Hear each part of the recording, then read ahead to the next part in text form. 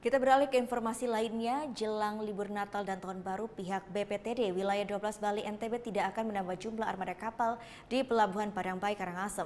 Meski demikian, untuk mengantisipasi lonjakan penumpang yang sewaktu-waktu terjadi, pihak BPTD tetap menyiapkan armada kapal cadangan sebanyak 8 unit.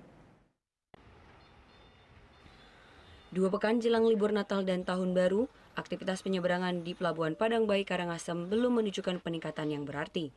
Menurut pihak BPTD wilayah 12 Bali NTB, puncak arus kendaraan dan penumpang di pelabuhan ini diperkirakan akan terjadi saat 3 hari jelang perayaan Natal.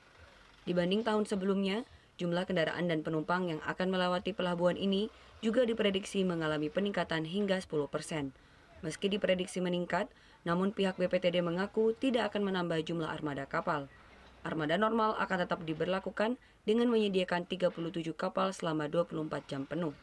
Meski demikian, untuk mengantisipasi lonjakan penumpang yang sewaktu-waktu terjadi, pihak BPTD pun tetap menyiapkan armada kapal cadangan sebanyak 8 unit yang telah berada di kawasan Labuan Amuk, Karangasem. Tidak ada penambahan, tapi ada kapal yang sudah anchor di sini, di Amuk. Berapa jumlahnya, Pak? Ada 8 yang anchor di sini. Untuk mengurai antrean itu sudah disiapkan kapal yang anchor itu.